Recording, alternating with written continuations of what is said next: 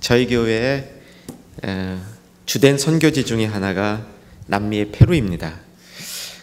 지금 뉴저지 초대교회가 한 2000년 초반부터 남미 선교를 시작을 했는데 참 하나님의 섭리가 놀랍습니다. 제가 그때는 뉴저지 초대교회에 있었던 것이 아니라 LA의 세계로 교회에 있었는데 같은 해 저도 페루에 가서 다르게 선교를 시작했었습니다. 그때 이제 페루에 처음 갈 때 제 눈에 들어오는 책이 한 권 있었는데 새들은 페루에서 죽다라는 책입니다. 혹시 아시거나 읽어보신 분 계세요? 로맹가리라는 프랑스의 소설가가 쓴 책인데 1960년대 초반에 나온 책입니다. 수필집입니다. 그 책에 보면은 이제 여러 개의 수필들이 쭉 담겨져 있는데 제일 먼저 제일 앞에 나오는 수필이 어떤 수필이냐면 당신의 걸작품은 가짜입니다 라는 수필입니다. 내용을 제가 이제 좀 요약해 드릴 텐데 여러분이 좀 센스 있게 감을 잡으셔야 됩니다. 1960년도 나왔는데 그때도 이런 얘기가 있었어요. 주인공은 골동품 수집가입니다. 골동품 수집가가 돈을 많이 벌어요. 왜냐하면 이제 골동품을 수집하려면 골동품 수집가가 아니라 골동품 감정사. 근데 이제 이게 진품과 가짜를 이제 구별하는데 진품이 아니라는 것이 진품으로 판명나면 값은 200~300배 뜁니다. 엄청난 돈을 벌 수 있어요. 남이 가지고 있는 진품이라는 것이 가짜라는 것을 판명하면은 상대방은 그만큼 손해를 봅니다. 그래서 이게 돈도 많이 벌고 적도 많이 만드는 그런 위치라 그럽니다. 이 사람은 자기가 당대 최고의 이 골동품의 진위를 판별할 수 있는 그런 사람이다 이렇게 자부하고 있었는데 그 소설이 쓰여질 무렵에 다른 사람이 갖고 있는 골동품 하나를 가짜라고 증명해서 아주 다른 사람을 낭패시켰던 그런 배경이 있습니다. 그 상대방으로부터 편지가 하나 날라왔는데 당신이 소장하고 있는 최대의 걸작품은 가짜입니다 라는 말과 함께 부인의 사진이 들어있는 한 장의 사진이 실려 있었습니다. 그 소설에 나오는 이 주인공은 40대인데 이 부인은 20대 초반이에요. 능력 있는 남자라는 뜻이죠. 근데 그 아리따운 부인의 이 10대 때 사진이 들어있는데 그 사진이 모습이 조금 지금 모습하고 달라요. 특별히 코의 모습이 좀 달라요. 그리고 그 제목은 당신이 소장하고 있는 최고의 걸작품은 가짜입니다. 그런 얘기야. 이제 웃으시는 분은 감 잡은 분들이에요. 근데 아직 못 웃으시는 분들처럼 이제 그렇게 감 못 잡은 분을 위해서 또 다른 편지가 한 장이 날라오는데 똑같은 얘기예요. 편지에 그 사진만 바뀌어 있어요. 당신이 소유하고 있는 최고의 걸작품은 가짜입니다. 그리고 또 다른 부인의 10대 때 사진인데 그 코의 모습이 훨씬 어글리한 코의 모습이 아주 그렇게 콧날이 날카롭지 않고 조금 매부리 코의 그 모습을 가지고 사진을 보내준 거예요. 자, 이제 무슨 뜻인지 다 알겠죠? 아직도 감 못 잡으신 분은 빨리 옆 사람에게 물어보세요. 근데 이게 그 다음 스토리입니다. 이 사람이 자기의 부인이 성형을 했다는 것을 알은 거예요. 그런데 이제 뭐 요즘은 성형이라는 것이 뭐 가짜 이런 게 아닌데 그때만 해도 그것이 이제 가짜라는 얘기를 충분히 들을 만했단 말이죠. 60년대니까.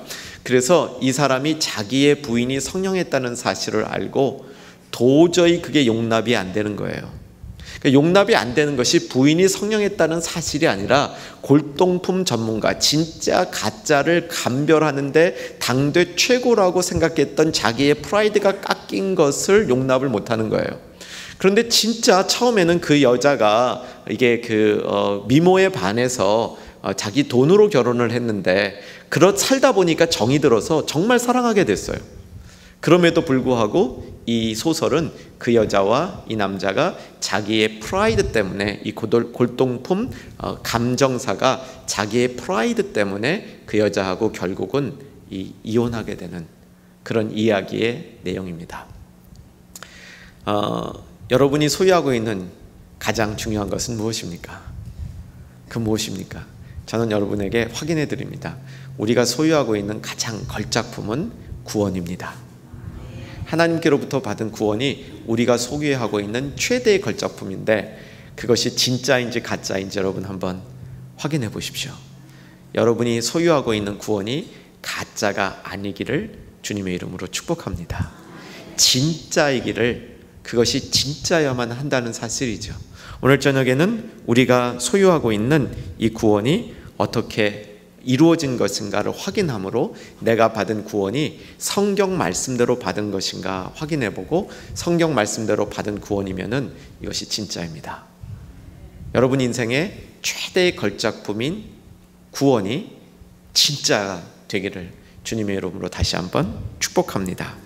오늘 본문은 우리가 어떻게 구원받는가에 관해서 성경에서 가장 잘 설명하고 있는 본문 중에 하나입니다. 어쩌면 성경 전체에서 우리가 받은 구원의 이 방법, 구원의 모습을 가장 잘 설명한다고 볼 수 있습니다. 그래서 이 본문을 여러분이 외울 정도로 친숙해지셔야 됩니다.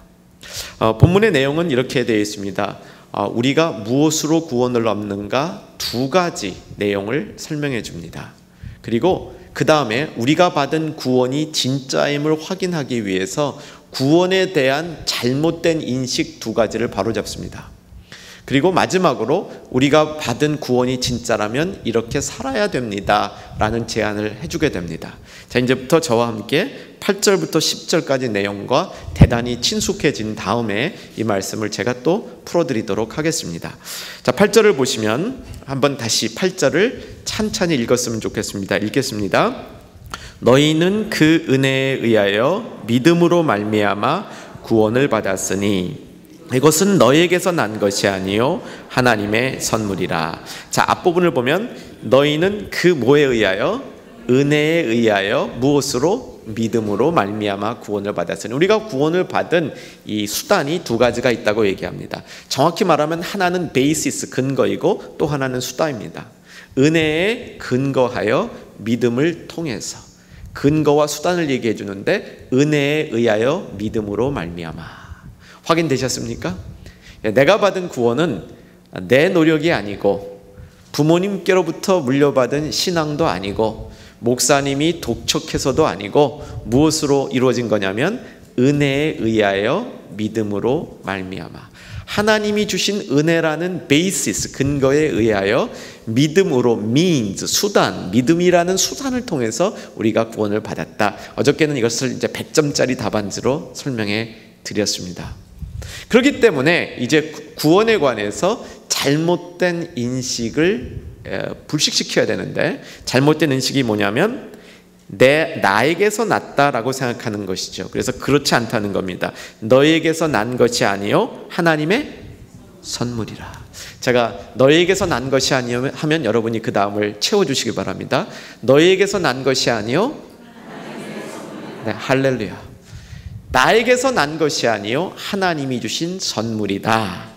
자, 그래서 나에게서 난 것이 아니라 하면 행위에 의하여 난 것이 아니기 때문에 결론은 누구든지 자랑하지 못한다. 나에게서 났다는 생각 갖지 말아라. 내가 구원받은 것 가지고 스스로 자랑하려 하지 말아라 라고 설명해 주고 있는 겁니다. 행위에서 난 것이 아니니, 제가 얘기하면 그 다음을 여러분 또 메꿔 주십시오. 행위에서 난 것이 아니니 이는 띄워주시는구나. 그래서 이렇게 잘하시는구나. 저는 이거 안 띄워주는데 어떻게 이렇게 잘하나 그랬어요. 어쨌든 할렐루야. 예. 행위에서 난 것이 아니니 이는 누구든지 자랑하지 못하게 함이라. 우리가 구원받은 것을 스스로 자랑하지 못하게. 우리에게 속에는 우리가 구원받았다는 프라이드가 있습니다. 그러나 이것이 내가 스스로 구원을 취한 것처럼 자랑할 수 없다는 겁니다. 행위에서 난 것이 아니니 하나님의 선물이라. 행위에서 난 것이 이제 10절을 보면 그 다음에 우리는 그가 만드신 바라. 우리는 그가 만드신 바라. 이 만드신 바라에 대한 영어 번역 중에 하나가, 많은 번역은 그렇게 번역하지 않지만 이 만드신 바라, masterpiece, 하나님이 만드신 바라, 하나님의 걸작품이다. 그런 얘기 많이 들으셨죠? 찬양에도 나오고 하나님의 걸작품이란 말이 여기서 나오는 거예요. 우리는 그가 만드신 바라, 그가 만드신 바라, 무엇을 위해서? 선한 일을 위해서 만드셨다.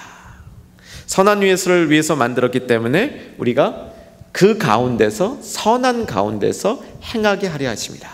선한 일을 위하여 만드셨기 때문에 선한 일 가운데서 우리가 행하도록 우리를 만들어 주셨다. 이렇게 오늘 본문이 선포되고 있습니다. 이제 이 말씀 하나를 이제 차근차근 살펴보므로 우리가 받은 구원, 정말 하나님의 뜻대로 받은 것인지 한번 살펴볼 수 있기를 바랍니다. 자, 이제 구원을 우리에게 주신 이 베이시스와 도구가 있습니다. 은혜로 말미암아, 은혜에 의하여 믿음으로 말미암아 우리를 구원하셨다. 자, 은혜라는 말은 어떻게 여러분 정의하십니까? 은혜를 한마디로 정의하면 어떻게 정의하시겠습니까? 여러 가지 정의 방법이 있을 거예요. 우리 목사님도 목사님 나름대로 은혜에 대해서 여러분에게 이렇게 가르쳐 주실 거예요. 그런데 제가 성경을 쭉 연구해 보니까 은혜라는 말을 만약에 한 단어로 정리한다면 저에게 있어서는 favor를 주는 거예요. favor를 주는 거. 왠지 잘해주고 싶은 거 있죠. 왠지 받아들여주고 싶은 거 있죠. 그게 은혜예요. 좋은 눈으로 보는 것과 나쁜 눈으로 보는 데는 이게 상당한 차이가 있다는 사실을 여러분 아시죠?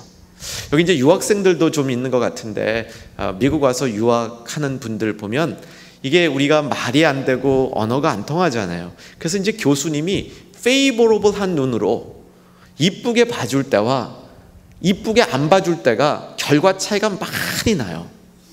이쁘게 안 보면 쟤는 영어도 못하는 애가 이렇게 되는데 이쁜 눈으로 보면 참 쟤는 영어도 못해야 되는 애가 저렇게 열심으로 하는구나 이렇게 보여요. 하나님이 우리가 하나님 앞에 구원을 받을 수 있었던 것은 하나님께서 우리를 어떻게 해요? 페이버를 주는 거예요. 우리에게 하나님이 우리에게 페이버를 줬기 때문에 우리가 구원을 받을 수 있었던 거예요. 그래서 저는 은혜가 뭐냐 그러면 페이버라고 생각을 합니다. 저희 아버님이 저는 이제 한국에서 법과대학을 나왔는데 동기가 저희 아버님이 법과대학 교수셨어요. 법과대학 교수셨는데 법과대학 교수를 하시면서 이제 옛날이죠. 옛날에 이 고시 사법고시 출제위원이었습니다. 그래서 이제 사법고시 출제위원인데 제가 어릴 때 들은 이야기예요. 어릴 때 들은 이야기인데 이제 고시를 출제한 다음에 이제 고시 채점을 하잖아요. 채점을 하는데 채점을 할 때 보면 한국에서는 이름 위를 탁 찍어가지고 못 보게 하고 하죠. 누구 건지 모르게 답안지를 채점하는데 주로 이제 요즘 모르겠습니다. 이제 저희 때만 해도 이제 법 공부하는 사람들은 다 이제 이 답안지를 한자로 썼어요. 한글로 쓰면 어떤 단어인지 같은 발음이 나지만 다른 뜻이 있기 때문에 한자로 써서 이 법과대학 나온 사람들 한자를 많이 합니다. 한자로 막 쓰는데 이 답안지를 한자로 썼는데 이게 엉터리 한자예요. 이게 차점관이 볼 때 엉터리 그 한자예요. 근데 이제 가만히 보니까 이상하게 이 답안지에 이 페이버가 가더래요. 괜히 그 답안지에 점수를 주고 싶더래요. 이 점수를 줄래는데 이 점수가 이게 안 맞잖아요. 이게 뭘 말이 돼야지 점수를 주잖아요. 그래서 뭔가 점수를 줄 것인가 그 눈으로 보니까 한자의 획수를 이렇게 세보니까 정답 한자하고 개발 세발 쓴 그 답안지에 틀린 한자의 획수가 똑같더래요. 그래가지고 점수를 줬대요. 나중에 하도 궁금해가지고 이제 다 끝난 다음에 발표 난 다음에 그 답안지를 이렇게 보고 이제 이름이 열려 있으니까 누군지 봤대요. 합격했나 안 합격했냐 봤더니 아슬아슬하게 합격했더래요. 그래서 그러고 나서 이제 그 연수하러 들어왔을 때 그 학생을 보니까 그렇게 마음에 들더래요. 그 괜히 이제 페이버를 이렇게 주려고 보니까 그 괜히 마음에 드니까 사위 삼고 싶더래요. 물론 사위 삼지 않았습니다. 근데 하나님이 우리의 답안지를 보면서 그 답안지에 이런 그 페이버러블한 눈으로 보는 것과 그렇지 않은 것이 답안지의 점수 차이가 나요. 점수 차이가 날 뿐만 아니라 때로는 당락을 결정합니다. 은혜에 근거하여 구원받았다 함은 하나님께서 우리를 합격시켜 주려는 마음으로 우리를 받아주려는 마음으로 보셨기 때문에 우리가 괜찮다라고 본 거예요. 하나님이 만약에 야박하게 봤다면, 내가 다른 사람을 대하듯이 그렇게 야박하게 봤다면 내가 참 힘들었을 거예요. 우리의 구원은 뭐에 의하여? 은혜에 의하여, 근거로 은혜에 의하여. 그 다음에 뭐가 필요합니까? 믿음으로 말미암아. 여러분, 하나님을 여러분 나의 구주와 주님으로 믿으십니까? 예, 아멘 또 못하신 분이 있어서 한 번 더 기회를 드리겠습니다. 여러분, 하나님을 나의 구주와 주님으로, 예수님을 나의 구주와 주님으로 믿으십니까? 예, 예수님을 나의 구주와 주님으로 확실히 믿는다고 어느 시간에든지 고백할 수 있어야 구원을 받은 거예요. 그래야 내가 받은 구원이 진품입니다. 그것은 어느 때나 고백할 수 있어야 돼요. 자다 일어나도 고백할 수 있어야 되고요, 내가 일하다가도 고백할 수 있어야 돼요. 예수님을 나의 구주와 주님으로, 나를 구원하신 분이고 내 인생의 주인이라고 고백하는 사람, 그것을 아무 때나 할 수 있을 때 내 구원의 진품입니다. 다시 한번 여러분 확인하십시다. 예수님을 나의 구주와 주님으로 고백하셨습니까? 네. 자, 그러면 이 믿음이라는 게 뭔가? 믿음이라는 게 뭔가? 믿음으로 말미암아 구원을 받았다 얘기하는데, 이 믿음이라는 게 뭐냐면, 저는 믿음도 참 정의하기가 힘들어요. 근데 제가 지금까지 믿음의 요소들을 성경을 통해서 살펴본 것을 세 가지로 정의하면, 믿음은 첫 번째 의지하는 거예요. 자기를 던질 정도로 의지하는 거예요. 예수님이 나의 주인이라고 고백하면 나를 예수님 위에 던질 수 있어야 돼요. 두 번째는 예수님을 내가 받아들여야 돼요. 예수님을 내가 진짜 내 중심으로 받아들여야 돼요. 그래서 내 삶과 내 생각의 중심에 예수님을 놓을 수 있어야 돼요. 적어도 그런 경험이, 확실한 그런 결단이 여러분 인생에 한 번은 있으셨어야 돼요. 그리고 그것이 계속된다면 나는 진짜 구원을 갖고 있는 겁니다. 여러분, 믿음이라는 것은 받아들이는 거예요. 내가 예수님을 받아들일 때 어떤 현상이 생기냐면, 예수님도 나를 받아주세요. 예수님이 나를 받아주셔야 내가 구원받은 거예요.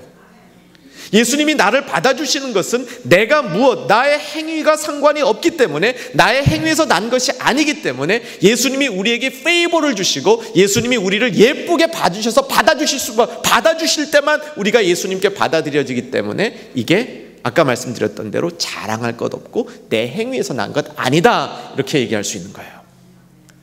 그래서 믿음의 두 번째 중요한 것은 무엇이냐면, 내가 예수님을 받아들이는데 주변에다 받아들이면 안 돼요.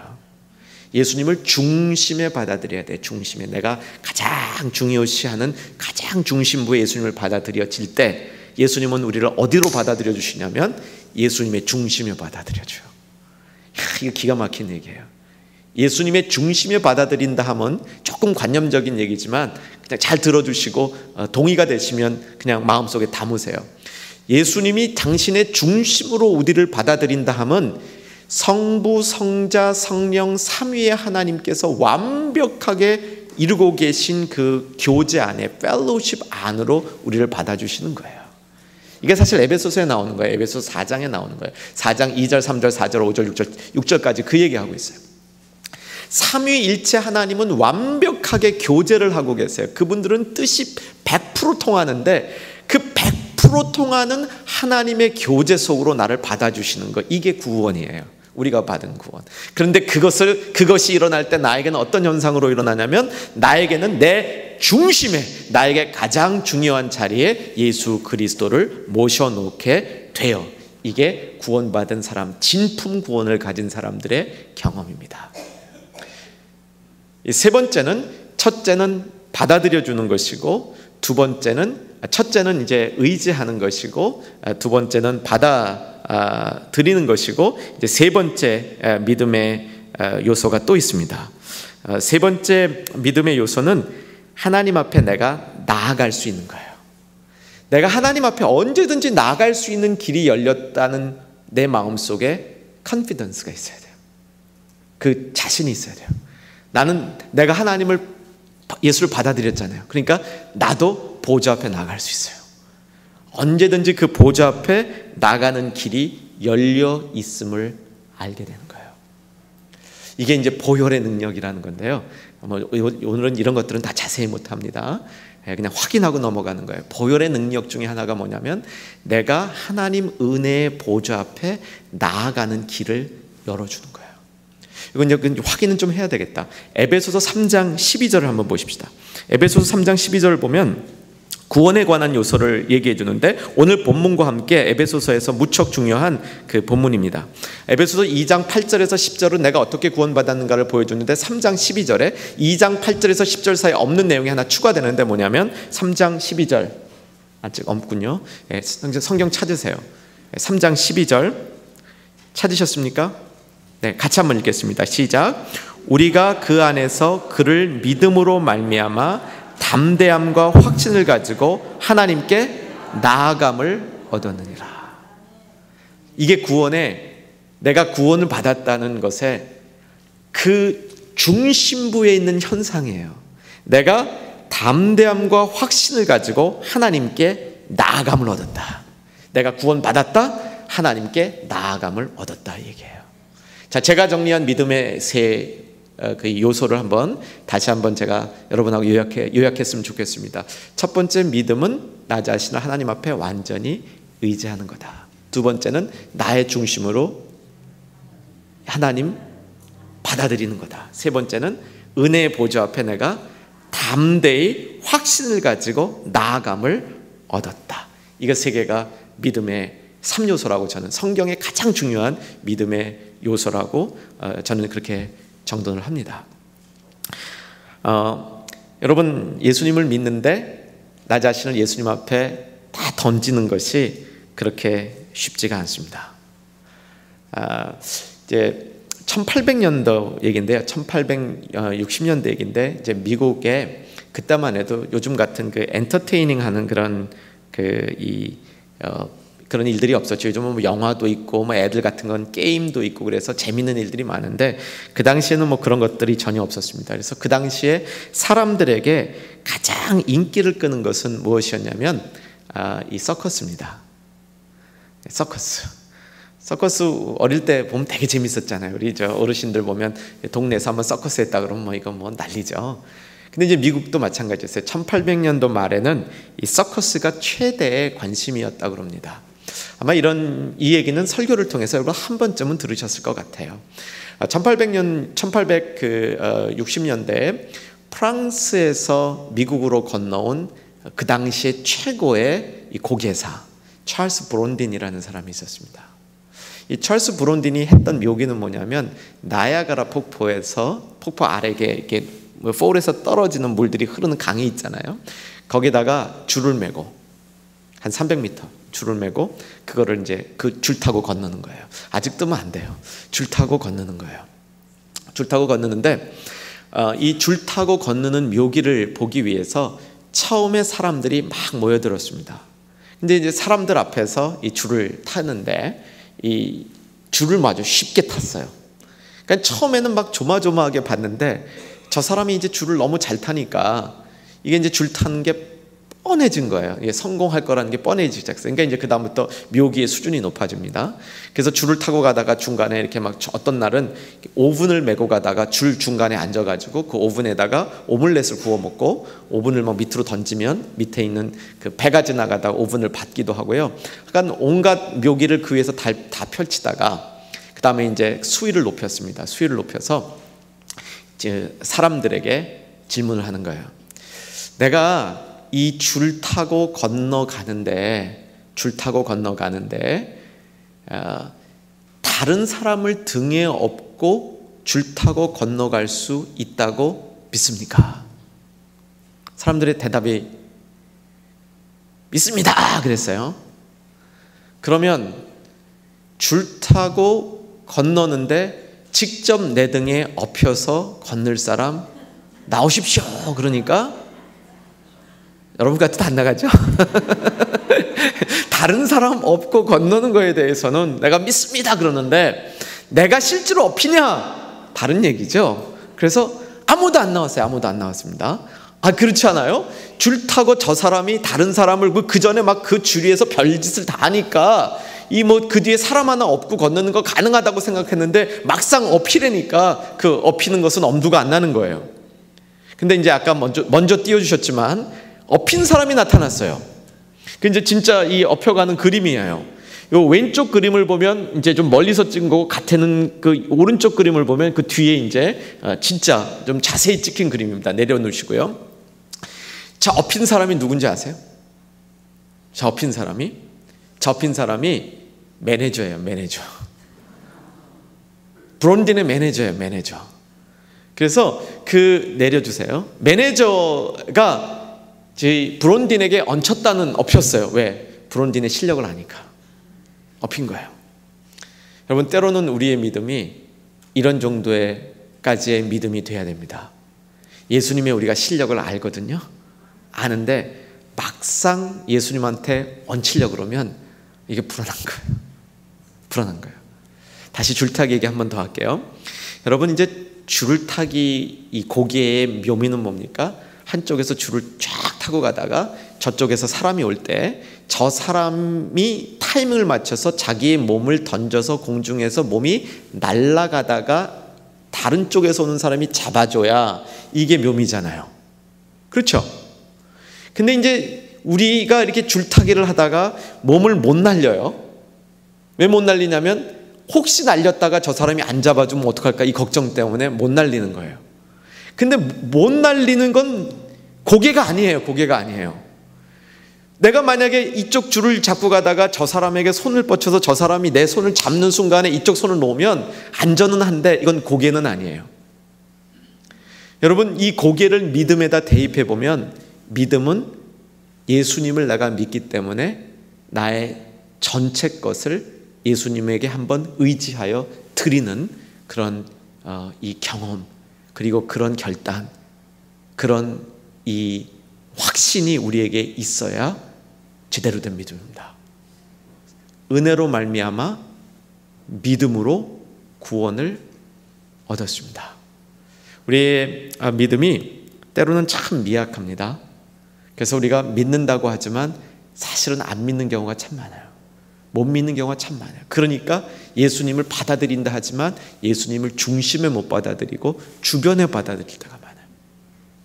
예수님이 정말 내 중심에 온다면 내가 정말 내 신앙이, 내 삶이 크게 변할 수 있는데, 예수님이 내 중심이 아니라 주변에 계시기 때문에 내 안에서 역사 못 하시는 경우가 많아요. 그래서 예수님 앞에 내가 언제든지 나갈 수 있는데, 100점 주셨는데 계속 50점 보고 있는 거예요. 그래서 담대하고 참 힘있게 예수 앞에, 예수님께 나가는 길이 열렸음에도 불구하고 그 길을 사용하지 못하고 사는 이유는 우리에게 믿음이 연약해서 그래요. 여러분, 축복합니다. 담대한 믿음 주시기를 주의 이름으로 축복합니다. 여러분, 그 믿음을 받으신 거예요. 그 믿음이 있었어요. 그래서 구원을 받은 거예요. 내가 구원받았기 때문에 내가 구원에 이르게 했던 그 믿음대로 그 믿음을 가지고 주님 안에서 힘있게 사시기를 주의 이름으로 축복합니다. 자, 그런데 이 구원은 뭐라고요? 하나님의 선물이라. 하나님이 주신 선물입니다. 그 선물을 받았습니다. 이 하나님이 주시는 선물은 한마디로 말하면 왕의 선물입니다. 왕께서 우리에게 주신 선물이에요. 좋은 거죠. 대단한 겁니다. 제가 그림 하나 보여드리겠습니다. 이 비단 옷 사진 띄워주십시오. 이게 한 2009년에 한국으로 돌아온 비단 옷입니다. 내려주시고요. 이 비단 옷이 어떻게 생긴 거냐면, 여러분 그 알렌 선교사님 아시죠? 1885년에 한국에 선교사로 들어가서 고종 황제 민영이께 이제 괴한들에게 부상을 입었을 때 첫 외과 시술을 해가지고 한국 사람들을 놀라게 하고 왕의 주치의가 돼서 한국 선교를 크게 일으킬 수 있었던 그런 광해원 세브란스 대학에 이제 전신이 됐던 그 일을 했던 알렌 선교사님, 이 알렌 선교사님에게 고종 황제가 주었던 왕의 하사품 선물이에요. 좀 전에 본 게. 이제 저게 대한민국에는 2개밖에 없는 비단 옷이래요. 근데 이제 고종 황제가 그것을 왕의 선물이니까 가지고 미국에 왔어요. 근데 저게 이제 한국으로 2009년에 돌아갔는데 이제 한국 사람이 수집해가지고 한국으로 가져간 거예요. 비싼 돈을 주고 사서 한국으로 가져갔는데 그 알렌의 그 자손들에게. 근데 한국에 들어갈 때 저 그 옷이 많이 상했답니다. 옷이 상한 이유를 알고 보니까 10월 11일 무슨 날입니까? 10월의 마지막 날 할로윈 데이죠. 저 알렌 그 선교사님의 자녀들이 저 옷을 뭐로 입었습니까? 예, 이제 다 아셨네요. 할로윈 커스튬으로 입었어요, 저게. 그러다 보니까 저 다 망가진 거예요. 왕의 하사품인데, 왕의 선물인데, 그걸 갖다가 막 그 후손들이 제대로 안 다룬 거예요, 제대로 안 다룬 거. 예, 우리가 받은 구원은 뭐라? 하나님의 선물이라. 그래서 자랑하지 못하라고 그랬는데 자랑하지 않다가 보니까 어떻게 됐어요? 엉망으로 쓰고 있는 거예요. 엉망으로 쓰다 보니까 할로윈 커스텀으로 쓰는 거예요. 왕의 선물을 할로윈 커스텀으로 쓰는 것처럼 우리들도 하나님이 우리에게 주신 그 선물, 구원을 참 막 쓰는 그런 우리의 모습이 있을 수 있다는 겁니다. 자, 우리가 받은 최대의 걸작품은 뭡니까? 구원이에요. 구원. 그 구원은 은혜로 말미암아 하나님이 주신 favor, 은혜로 말미암아 내가 믿는 하나님께 나 자신을 던지고 의지하는 믿음으로 그 구원을 받았는데 그렇게 구원을 받았으니까 자랑할 게 없고 그 대신에 뭡니까? 이것은 하나님이 주신 선물이에요. 내가 하나님께 받은 최대의 선물인 이 구원을 주님 안에서 잘 지킬 수 있는 우리 모두 되기를 주의 이름으로 축복합니다. 이스라엘 사람들에게는 하나님이 우리에게 선물을 준다는 것은 꿈에도 생각하지 못할 일입니다. 우리가 하나님께 선물을 드리는 것은 너무나 당연한 겁니다. 우리는 하나님 앞에 선물을 늘 드리고 살았습니다. 이스라엘 백성들은 하나님 앞에 선물 드리는 게 익숙했어요. 그게 뭡니까? 제사예요. 제물을 드리니까 하나님 앞에 선물을 드리는 거였어요. 그런데 하나님이 우리에게 선물을 준다는 것은 이스라엘 사람들에게는 언감생신 생각도 못하던 거예요. 그런데 구원이 하나님의 선물이다 이렇게 얘기하니 얼마나 이것은 축복된 복음입니까? 이스라엘 백성들이 하나님 앞에 이 선물을 드리는 것의 모습은 제사를 통해서 하나님 앞에 선물을 드렸습니다. 하나님 앞에 제사를 통해서 선물을 드리는 그 모습은 이런 모습이었어요. 여러분, 제사라는 게 이런 거예요. 제사라는 것은 제사를 드림으로 하나님이 화를 푸는 게 아니에요. 제사는 일종의 인간이 하나님 앞에 드리는 선물인데, 여러분, 선물은 어떤 때 선물을 우리가 인간들은 드리냐면 좀 잘못한 게 있어서 미안할 때 선물을 줘요. 뭐 그런 경험들 있죠. 누구한테 미안하면 선물을 갖다 주죠. 근데 그 선물 자체로 관계를 회복하는 게 아닙니다. 선물을 주는 순간 상대가 기뻐하잖아요. 기뻐하고 마음이 열릴 때 빨리 얘기해야 돼요. 내가 전에 그 일 잘못했습니다. 요게 제사예요. 요게 제사. 제사는 제물을 드리는 것 자체가 하이라이트가 아니고 제물을 드림으로 하나님께서 그 마음을 푸실 때, 우리가 잘못한 죄 때문에 하나님이 화나셨던 마음을 풀을 때 하나님 앞에 내가 잘못했습니다 라고 얼른 얘기하는 게 제사예요. 그래서 이스라엘 백성은 하나님 앞에 드리는 선물에 대해서는 익숙했습니다. 워낙 우리의 그 죄가 잘못된 것이 있다는 걸 알았기 때문에 이 잘못을 풀기 위해서 하나님 앞에 좋은 것, 제물을 드리고 하나님이 기뻐 받으실 때 빨리 얘기해야 돼요. 잘못했습니다. 그러면 하나님이 그거를 받아주신다. 이것이 이스라엘 백성들의 마음이었는데, 여기서 놀라운 얘기를 하는 거예요. 하나님이 자기 선물을 우리에게 주셨다는 거예요. 구원이 하나님이 우리에게 주신 선물이라는 겁니다. 사랑하는 우리 모두가 하나님이 주시는 선물을 받았습니다. 그래서 자랑하면 안 돼요. 내가 하나님이 주신 것은 선물로 감사해야 됩니다. 여러분, 감사와 자랑을 혼동하시면 안 됩니다.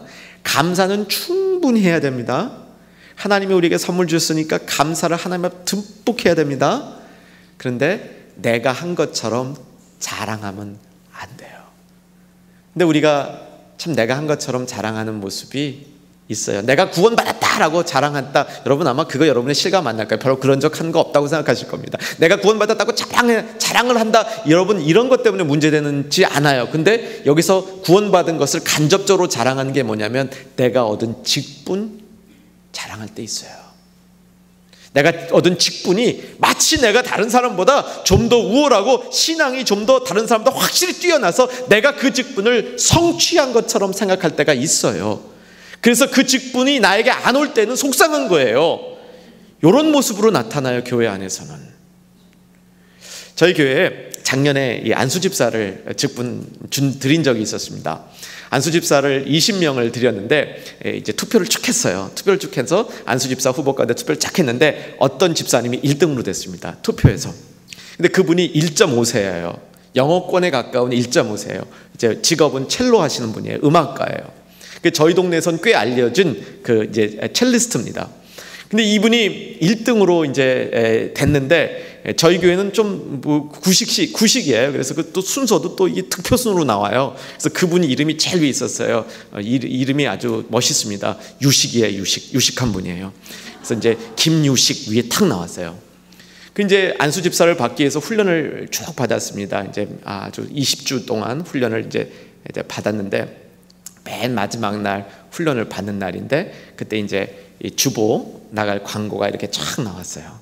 쫙 나왔는데 김유식 외 19명 이렇게 나왔어요. 김유식 외 19명.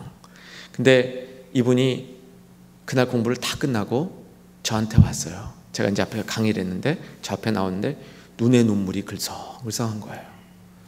목사님, 그러면은 저는 이번에 임직을 못 받는 거네요. 저 듣고 놀랐어요. 왜 못 받아요? 그랬더니 김유식 외 19명. 김유식 외라는 말을 김유식이든 빼고 나머지 19명이다 이렇게 일한 거예요. 1.5세니까 한국말을 잘 모르니까 김유식이를 뺀 나머지 19명이 임직한다 이렇게 알고 마음에 굉장히 이게 이 속으로 너무 속상했던 거예요. 그래서 이제 그게 아니고 그게 아니다. 이게 한국 표현이 이렇다라고 얘기했으니까 그러면 받는 거네요. 그러시더라고요. 그리고 그 다음에 하는 얘기가 뭐냐면은 저는 제가 못 받는 줄 알고 지금 이 강의를 듣는 동안에 얼마나 제가 회개했는지 몰라요. 제가 1등으로 됐다는 것 때문에 내 안에서 자기도 모르게 이게 자랑거리였대요. 내가 1등으로 뽑혔다 이게 자랑거리였대요. 근데 김유식 외가 자기는 제외됐다는 얘기인 줄 알고 자기 속에 있는 그 교만을 하나님이 보시고 하나님께서 너를 제외시켰다 이렇게 생각하고 지금 마지막 공부를 하는 동안에 회개하고 기도하고 있었대요. 우리가 받은 구원은 하나님의 뭐다? 선물이다. 그래서 뭐 할 수 없어요? 자랑할 수 없어요. 여러분, 근데 우리 이 자랑이라는 것을 그러기 때문에 내가 이 직분, 교회 안에서의 직분, 그리고 주님을 섬기는데 받는 어떠한 인정, 이런 것들이 나의 자랑이 되지 않을 수 있어야 돼요. 내가 드러나는 일이 안 돼야 돼요. 우리의 받은 구원이 그런 모습으로 우리에게 나타난단 말이죠.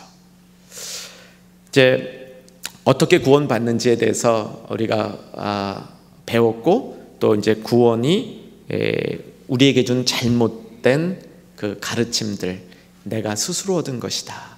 그래서 내가 자랑해야지. 이런 모습을 우리에게 일체 허락하지 않는다는 사실을 오늘 잘 배웠습니다.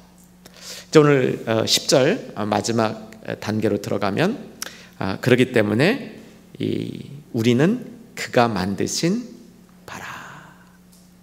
그가 만드신 바라. 내가 구원받았다. 다시 한번 확인합니다. 사랑하는 성도 여러분, 걸작품으로 구원 받으셨습니까? 내가 구원을 받았으면 그 다음에 따라오는 말이 있어요. 너는 내가 만든 바라. 여러분, 이 말씀도 믿어줄 수 있기를 주의 이름으로 축복합니다. 여기 계신 구원받은 모든 성도님들은 하나님이 얘기합니다. 너는 내가 만든 바라. 어떤 영어 번역에 You are my masterpiece, 나의 걸작품이다. 하나님이 이렇게 선포해 주고 계신다는 사실입니다. 잘 안 믿어지시죠? 내가 걸작품인가? It's too good to believe. 그렇죠? 예. 내가 이렇게 믿기는 너무 좋아, 너무 좋은데 너무 좋은 것 같아. 내가 진짜 걸작품인가? 뭐 이게 뭐 진짜 걸작품 맞나? 이제 제가 도자기를 하나 보여드리겠습니다. 도자기를. 저는 뭐 도자기 잘 모릅니다. 그런데 우연히 이 한국에 있는 도예가 중에 유명한 분을 설치하다 보니까 이분을 알게 됐습니다. 권순형 씨 도자기예요. 권자, 순자, 형자, 그분의 도자기인데, 이게 이제 도자기를 이렇게 놓고 보면 이게 권순형 씨가 만든 게 아니라면 이 도자기가 어느 정도 가치가 될 것 같습니까? 그럼 도자기를 하나 사신다면 뭐 어느 정도 예상을 하고 사십니까? 만약 이것이 권순영 씨가 만든 게 아니라 한규삼 목사가 만든 거다, 그럼 여러분 그 값을 얼마나 치겠습니까? 뭐 값을 안 치겠죠. 그냥 목사님 여기 집회 오셔서 아신 김에 저 그냥 하나 주시죠, 그러겠죠. 이게 한규삼 목사가 만든 거다 그러면 여러분이 어떻게 생각하시겠습니까? 야, 참 목사가 목회하는 거 말고도 참 도자기도 좀 굽을 줄 아네, 뭐 그런 정도 생각하실 거예요. 근데 이게 권자, 순자, 형자, 이게 이분이 한국 중에서는 꽤 알려지신 분으로 이렇게 설치가 되더라고요. 그래서 권자, 순자, 형자님이 만드신 바라 이렇게 되니까 이 값이 최소한 300만 원, 보통은 1000만 원대로 올라가요. 이게 누가 만든 바냐에 따라 이 값이 확 달라지는 거예요. 자, 여러분에게 묻습니다. 나는 하나님이 만드신 바라 인정되세요? 아멘 할게 한 번 더 드릴게요. 나는 하나님이 만드신 바라 믿어지면 아멘. 네, 이게 가치가 얼마짜리인지 여러분 이제 아시겠어요? 권자, 형자, 순자님이 만들었다 그러니까 이게 값이 이게 만불대로 뛰어요. 하나님이 만드신 바라 그러면 이 값이 얼마나 뛰는지 여러분 상상이 가세요? 예, 좀 가시는 것 같아요. 이제 한 번 더 말씀드리면 이제 확실히 가실 것 같아요. 1988년에 뉴욕의 굉장히 유명한 경매시장이 크리스트 경매시장입니다. 맨하탄에 있는 세계 최고의 경매시장이에요. 이 크리스티 경매시장에서 그림 하나가 팔렸습니다. 이 그림은 19세기의 여인이라는 그림인데, 이 독일 작가가 19세기에 그렸을 것으로 판명되는 그림이었어요. 근데 이 작가가 어떤 작가냐면 레오나르도 다빈치를 모작하는 작가예요. 이 그림 화가들도 모작을 많이 합니다. 다른 화가들의 이 그림을 잘 모작을 해요. 그래서 화가가 큰 아주 마스터피스 작품 하나 만들기 위해서 이 그림을 수도 없이 연습하고요. 그 연습하는 과정 속에서 전의 작가들을 모방하고, 이게 보통이 아니더라고요. 그런데 이 그림이 그 레오나르도 다빈치를 연습하던 19세기의 작가가 그린 그림이다라고 경매시장에 나왔는데, 그 작가도 보통 작가가 아닌 것 같아요. 1988년에 그 그림이 2만 불에 팔렸습니다. 근데 이제 그 이후에 그림값이 안 올랐어요.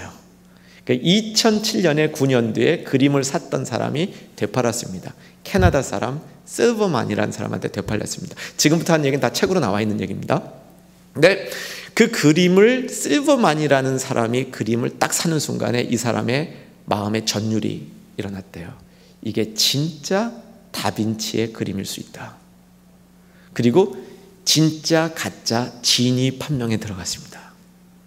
진위 판명에 들어갔어요. 기기묘묘한 방법이 다 동원됐습니다. 뭐 탄소 동의건 뭐 옛날 방법이고요.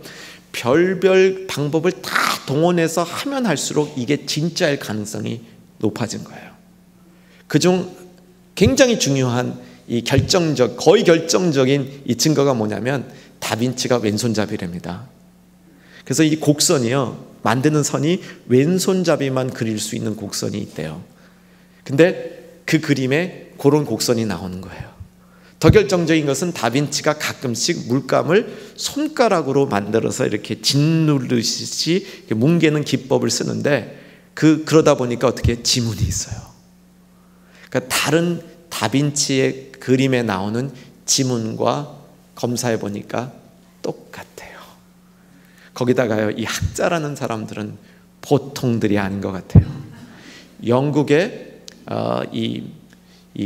그 옥스퍼드 대학의 은퇴한 고고 미술사 이 학자한테 의뢰를 했더니 그림에 나오는 주인공에 묶여있던 댕기를 하나 중심으로 그 주인공이 누구인지도 밝혀냈어요. 다빈치가 1452년에 태어난 15세기 사람이잖아요.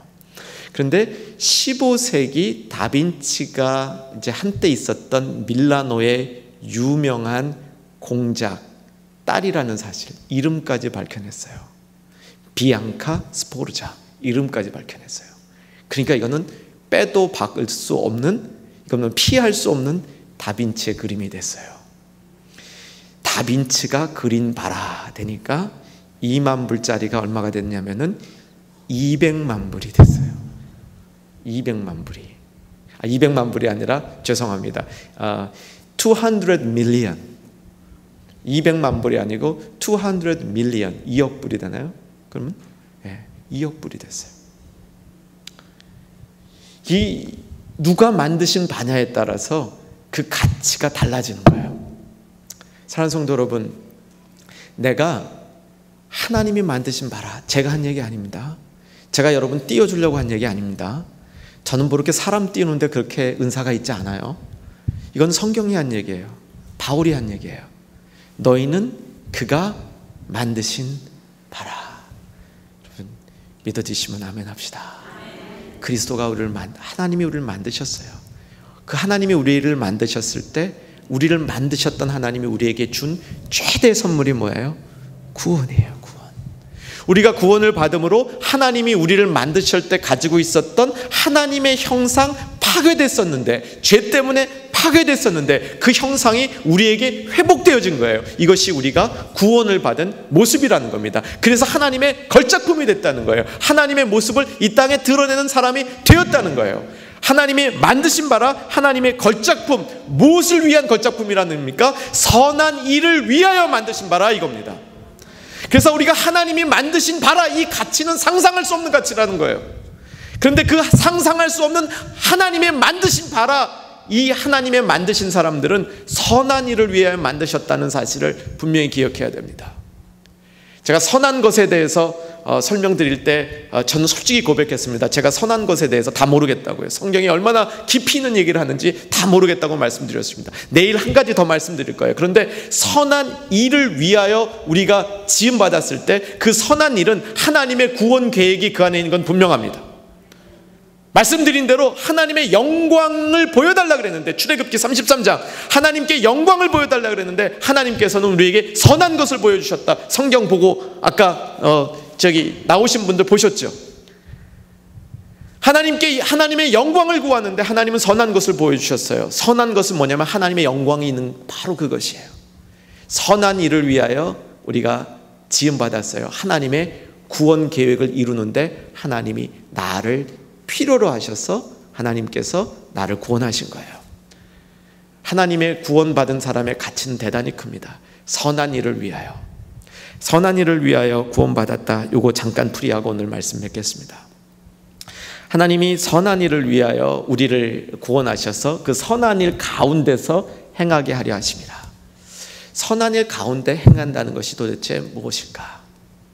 두 가지로 정리하면 좋을 것 같아요. 그래서 이 정리하시고 정말 여러분 선한 일 가운데 행하세요. 여기 행한다는 말도 혹시 걸어가는 거예요. 걸어가는 거예요. 행한 일 가운데 내 인생을 살아가는 거예요. 선한 일 가운데. 이제 두 가지로 정리할 수 있습니다. 선한 일 가운데 행한다는 말은 정말 우리에게 하나님이 우리를 구원하셔서 그 선한 일로 행하게 하는 것은, 저는 하나님과 우리가 잘 동행하는 거라고 확신합니다. 하나님과 동행하는 거. 그래서요, 하나님과 동행을 시작하십시오. 하나님과 아주 깊은 동행을 시작하십시오. 성경을 통해서 요 동행에 관한 이제 한 구절을 살펴보겠습니다. 에녹인데요. 창세기 5장에 보면 에녹이라는 인물이 등장합니다. 에녹이라는 인물이 어떤 인물입니까? 죽음을 경험하지 않고 하나님 앞에 간 인물이 에녹입니다. 맞죠? 죽음을 경험하지 않고 하나님 앞에 간 에녹, 이것에 대해서 창세기 5장에 보면 이렇게 기록이 됩니다. 에녹이 하나님과 뭐 하더니? 괄호 동행. 정답. 에녹이 하나님과 동행하더니 하나님께서 그를 이 땅에 두지 아니하시고 데려가셨다, 이렇게 기록이 되어 있는데, 히브리서 11장이 믿음장이죠. 그래서 히브리서 11장 믿음장에서 구약에 나타난 사람들의 많은 그 인생 여정을 믿음이라는 관점에서 재구성해서 다시 쓰고 있습니다. 히브리서 11장 5절을 띄워주십시오. 히브리서 11장 5절 뜰 겁니다. 같이 한번 읽겠습니다. 시작.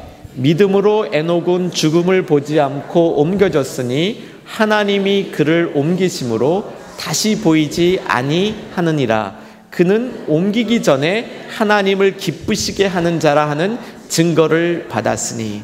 여러분, 하나님과 동행했다라는 창세기의 내용이 히브리서에서는 어떻게 기록되어 있습니까? 그는 옮기기 전에 뭐 했다? 하나님을 기쁘시게 했다. 여러분, 하나님을 기쁘시게 하는 삶이 어떤 삶입니까? 하나님과 동행하는 삶이에요. 하나님과 동행하는 삶이 하나님을 기쁘게 하는 삶이에요. 선한 일을 위하여 지으심을 받았다. 선한 일을 위해서 지으심을 받았다 하는 말은 하나님이 우리와 동행하고 싶으신 거예요. 우리가 정말 하나님과 동행할 때 선한 일 가운데 행하게 된다, 이 얘기입니다. 여러분, 정말 축복하고 권면합니다. 하나님과의 동행하는 삶을 여러분 가운데 시작하시고 하나님과 늘 동행할 수 있게 되기를 주의 이름으로 축복합니다. 하나님과 동행하는 거, 선한 일 가운데 행하는 거, 이거 어떤 일일까? 성경을 통해서 하나지 더 이제 마지막으로 말씀드립니다. 퀴즈를 드릴게요. 내가 구원받았다는 사실이 기록되어 있는 책이 성경에 있다. 그런데 그 책 이름이 뭡니까? 무슨 책입니까? 내가 구원받았다라는 사실이 기록되어 있는 책. 성경책? 요한복음 3장. 아니, 책 이름이 있다 그러는데 무슨 책이라고요? 생명책. 그렇죠, 생명책. 너무 쉬우니까. 내가 구원받았다라는 사실이 기록되어 있는 책이 생명책에 그 이름이 기록이 되어 있다, 이렇게 되어 있죠. 자, 내가 여러분 구원받으신 분들 생명책에 여러분이 있다는 사실을 확인하시기를 바랍니다. 여러분 생명책에 여러분 이름이 있어야 돼요. 확실해요? 있는 거 확실해요? 예, 제가 가서 볼까요? 예, 있을 것으로 이제 기대하고 그렇게 믿어요. 그런데 말라기서 3장에 가면 생명책 말고 또 흥미로운 책이 하나 등장합니다. 그 책의 이름은 기념책이에요. 기념책.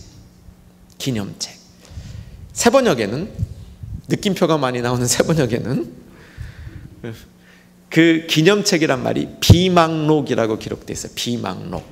잊어버리지 않으려고, 잊어버리고 싶지 않은 것을 기록하는 책, 이것이 비망록이에요. 말라기 3장에 나오는 비망록에 관한 내용은 어떤 내용이냐면, 당시의 사람들이 겉으로는 하나님을 믿는데 실제로는 하나님을 인정하지 않고 살았어요. 하나님을 인정하지 않고 사는 사람들 사이에서 하나님을 인정하는 목소리가 말라기 3장에 보면 사람들이 에이 진짜 여호와가 있어, 여호와가 있으면 세상이 이 모양이야, 그렇게 생각하는 사람들이 팽배한 사회 속에서 정말 하나님은 계시다,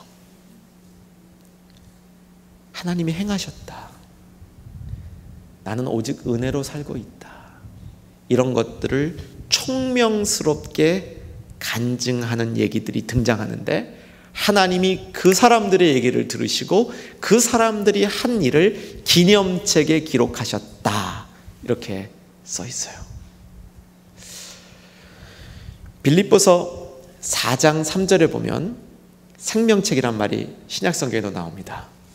이런 대목이에요. 유오디아와 순두계, 유오디아와 순두개를 권하라.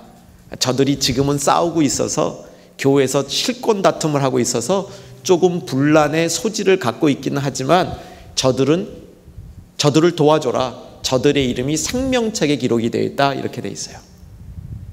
여러분, 생명책과 기념책이 어떤 관계일까요? 제가 LA에서 목회를 할 때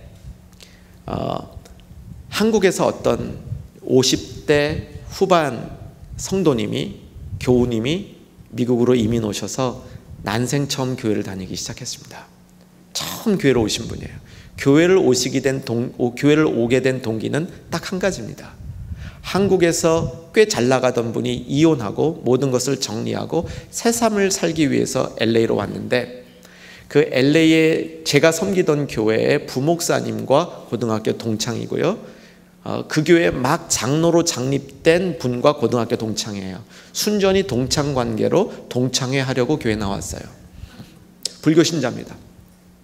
근데 사람이 참 선해요. 참 착해요.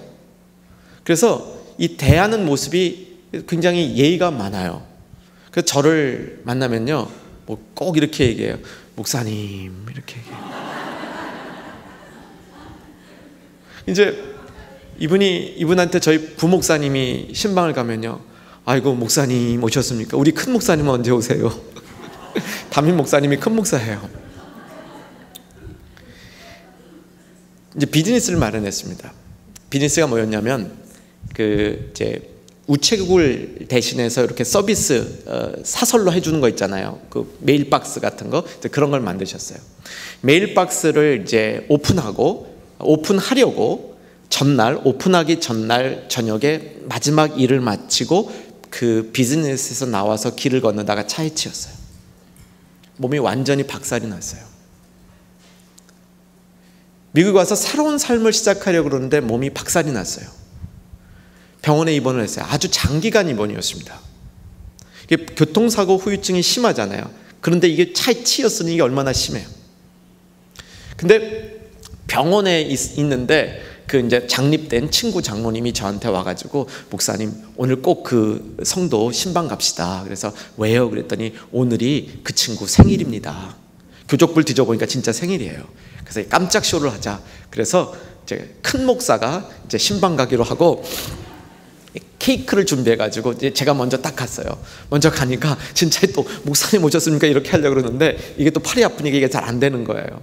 이제 저를 영접하고 좋은 시간 갔는데 조금 있다 이제 등장한 거예요. 케이크를 가지고 이제 짜자자 짠 하면서 이제 생일 노래를 부르면서 등장을 한 거예요. 생일 노래를 하고 이제 딱 등장을 했는데 이분이 얼굴 표정이 안 바뀌어요. 좋아, 기뻐하질 않아. 그러면서 뭐라 그러냐면 오늘 내 생일 아니다 그러는 거예요. 근데 분명히 맞았는데 오늘 내 생일 아니다 그러는 거예요. 분명히 교족부도 체크하고 친구가 생일이라고 얘기해서 갔는데 아니라는 거예요. 그러니까 너 친구 진짜 생일 아니가? 그랬더니 나 오늘 생일 아니다 그러는 거예요. 그래서 그러면 어떻게 된 그 생일이 그 교족부가 잘못됐네 그랬더니 그분이 하는 얘기가 뭐냐면 내 생일 바뀌었다 그러는 거예요. 생일이 언제 바뀌었어요? 사고 나서 자기는 죽는 줄 알았는데 하나님이 살려주셔서 내가 사고 난 날이 생일이래요. 야, 교회도 별로 안 다니던 분이, 물론 조금 신앙생활 했어요. 절기에 와서 몇 달 신앙생활을 했고요. 그 사이에 참 이 구원의 모습이 그분에게 나타났어요. 그래서 저희가 야, 이분 참 놀랍게 신앙이 성장하고 있다는 걸 느끼긴 했는데 내가 차에 친 날이 생일이래요. 저는 그 얘기를 이렇게 듣는 순간에 야, 요게 이분의 기념책에 기록되겠다. 기념책에 기록되겠다. 자, 생명책과 기념책 관계를 한 번 더 설명해 드립니다. 이건 저의 묵상입니다. 성경에 나온 얘기가 아니에요. 저는 생명책과 기념책이 이런 관계라고 생각합니다. 생명책에는 이름만 기록이 돼요. 우리 지휘자 선생님 조남이 어떻게 되시죠? 권정환. 권자, 정자, 환자. 이게 이제 생명책은 이름 석자만 딱 기록될 것 같아요. 제 묵상입니다. 그런데 기념책에는 뭐냐면 생명책에 기록된 권자, 정자, 환자를 넣고 거기다가 컬서를 갖다 내고 컴퓨터로 클릭을 딱 하면 그 다음에 어디로 가냐면 기념책으로 가요. 기념책은 뭐냐면 하나님께서 우리의 행실, 우리의 말과 행실 가운데 기억하고 싶은 것만 거기다가 적어놓은 책이에요. 이게 기념책이에요. 기념책에 어떤 내용들이 기록된다? 말라기서를 중심으로 보면 하나님을 인정한 얘기들이 기록이 된다. 이렇게 거기에 성경에 기록되어 있어요.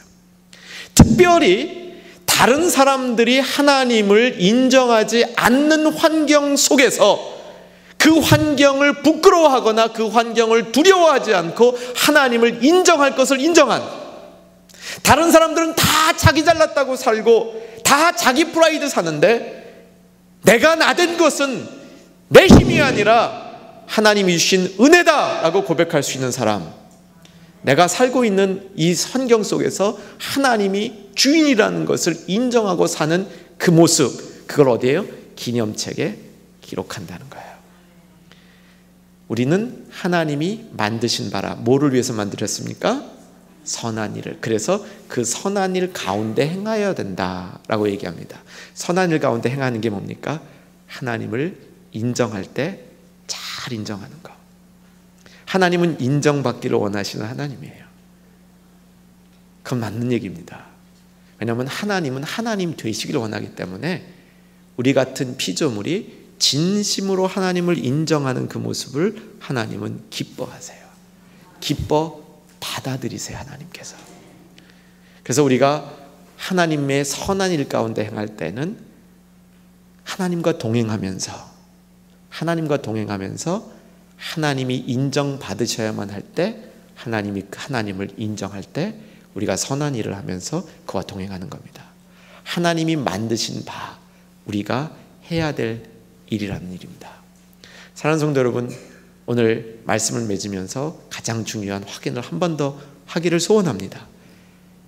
여러분이 가지고 있는 소유물 중에, 여러분이 가진 것 중에 최고의 걸작품이 구원이라는 것 확인하십니까? 예, 그 구원, 진품 되시기를 주의 이름으로 축복합니다. 기도하겠습니다.